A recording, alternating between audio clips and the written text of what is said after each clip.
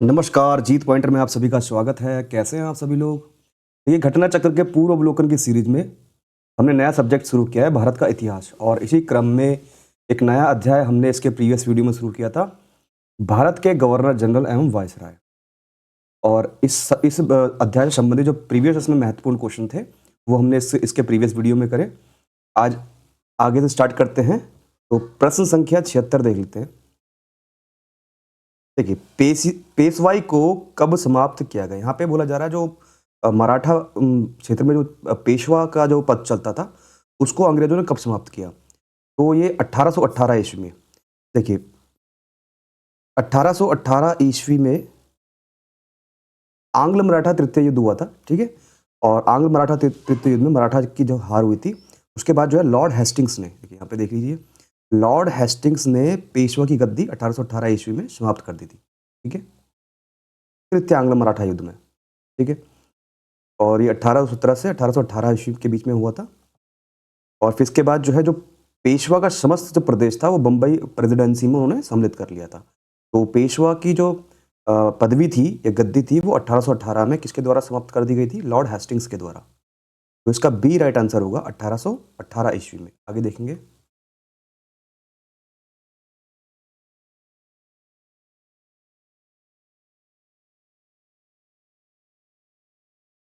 प्रश्न संख्या 77। निम्नलिखित में से किसने राजपूताना की देसी रियासतों के साथ 1817 से 1818 की अधीनस्थ संधि की बातचीत की थी? देखिए, यहाँ पे बोला जा रहा है, जो राजपूताना की जो देशी रियासत थे, ठीक है, उनके बीच में अंग्रेजों ने संधि करी। तो इस संधि की बातचीत किसने करी थी? यहाँ पे बोला गया है, तो चार्ल्स मैटकॉफ ने बातचीत करी थी, ठीक है। बी राइट आंसर होगा। किसने की थी? चार्ल्स मैटकॉफ ने। तो राजपूताना की जो रियासतों के साथ वर्ष 1818 की अधीनस्थ संधि जो की वार्ता की गई, वो चार्ल्स मैटकॉफ ने की थी, ये ध्यान रखेंगे। किसने की थी? चार्ल्स मैटकॉफ ने। लॉर्ड हेस्टिंग्स ने राजपूताना पर ब्रिटिश सर्वोच्चता तथा मराठों और पिंडारियों के प्रति राजपूताना की तटस्थता सुनिश्चित करने के लिए दिल्ली की तत्कालीन रेजिडेंट चार्ल्स मैटकॉफ को वार्ताकार बनाया गया था, ठीक है। तो उस समय जो है, दिल्ली के जो तत्कालीन रेजिडेंट थे चार्ल्स मैटकॉफ, और इन्हीं को क्या है, वार्ताकार बनाया गया था अधीनस्थ संधि के लिए। आगे देखेंगे। प्रश्न संख्या 78। निम्न में से कौन सुमेलित नहीं है बोला गया यहाँ पे, ठीक है। देख लेते हैं। देखिए, लॉर्ड कॉर्नवालिस, स्थायी बंदोबस्त की जो व्यवस्था की गई थी, वो लॉर्ड कॉर्नवालिस ने की थी, ये बिल्कुल सही बात है, ठीक है। यहाँ पे पूछा गया है कौन सा सुमेलित नहीं है। लॉर्ड वेलेस्ली ने संधि प्रणाली अपनाई थी, बिल्कुल सही बात है, ये भी सही है।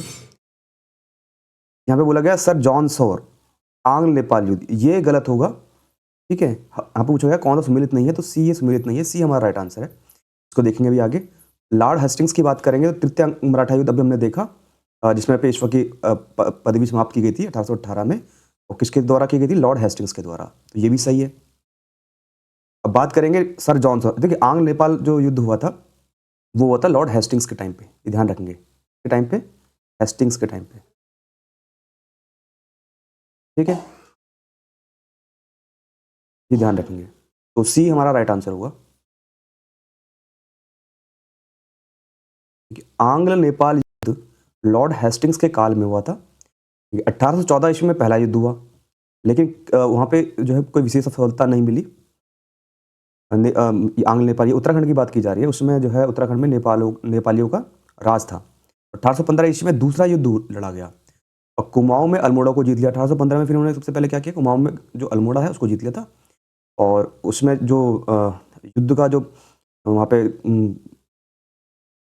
जो मार्गदर्शन कर रहे थे वहाँ के ऑक्टर लोनी, ठीक है, ये ध्यान रखेंगे।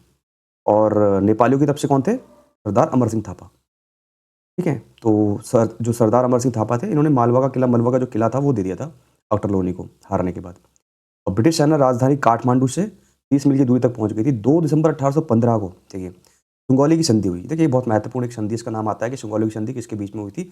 आंग्ल और नेपालियों के बीच में हुई थी, ध्यान रखेंगे। और ये हुई थी 2 दिसंबर 1815 को। बाद में से जो अपनाया नेपाल ने, वो 4 मार्च 1816 ईस्वी को अपनाया गया, ये ध्यान रखेंगे। बस इसमें यही महत्वपूर्ण बिंदु है। आगे देखेंगे। प्रश्न संख्या 79। निम्नलिखित में से कौन एक सही सुमेलित है बोला गया यहाँ पे, कौन सा सही सुमेलित है, ठीक है। देखिए यहाँ पे बोला गया लॉर्ड एलनबरो, अवध का विलीनीकरण, ये बिल्कुल गलत है, क्योंकि अवध का विलीनीकरण किया गया था लॉर्ड डलहौजी ने, यहाँ पे दिया गया है, ठीक है। लॉर्ड डलहौजी ने जो है 1856 ईस्वी में अवध का विलय कर लिया था। बात करेंगे अगर देखेंगे सिंध का विलीनीकरण, देखिए एलन बरो ने सिंध का विलीनीकरण किया था 1843 ईस्वी में, ठीक है, 1843 में। ये पूछा जाता है कई बार, इसके सन भी पूछा जाता है, कब किया था, 1843 में। इसने किया था एलन बरो ने सिंध का।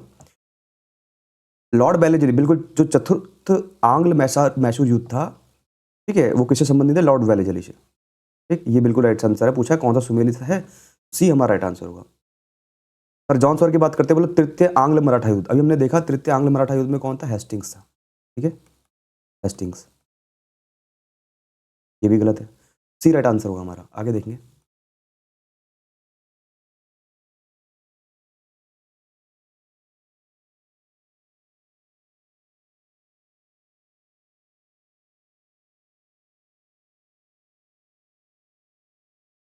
प्रश्न संख्या 80 देखते हैं।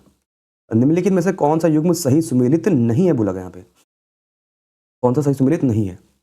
देखिए अवध का विलीनीकरण बिल्कुल सही बात है, डलहौजी ने करा था, ठीक है, व्यपगत का सिद्धांत लगाकर।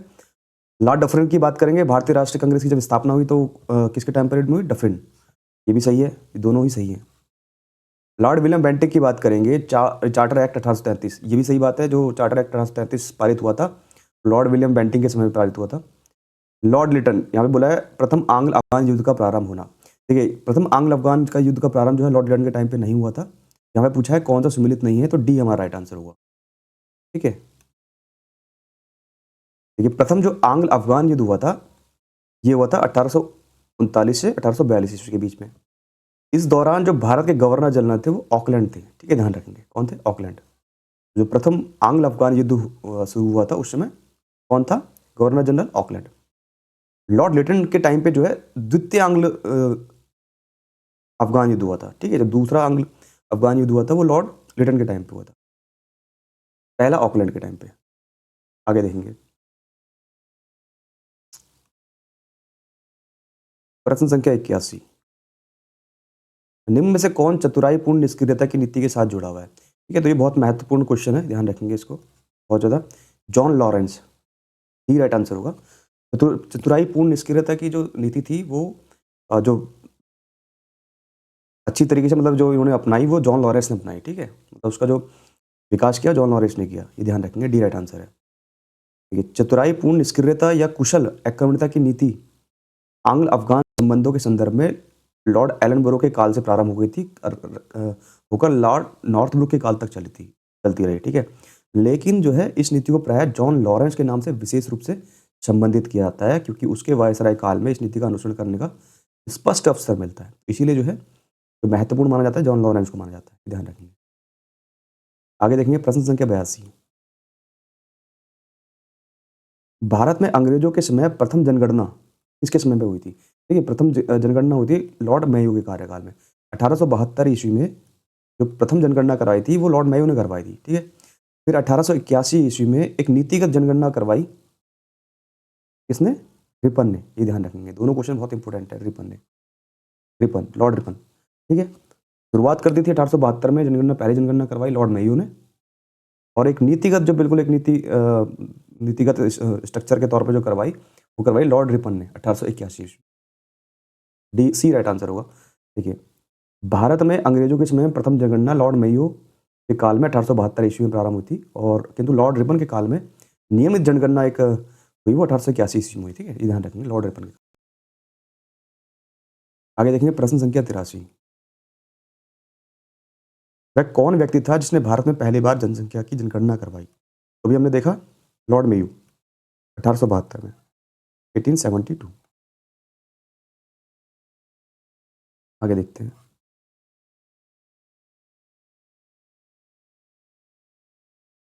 प्रश्न संख्या 84, किस वायसराय की हत्या अंडमान निकोबार द्वीप समूह में एक दंडित अपराधी द्वारा की गई थी। देखिए ये बहुत महत्वपूर्ण क्वेश्चन है, लॉर्ड मेयो, सी राइट आंसर होगा।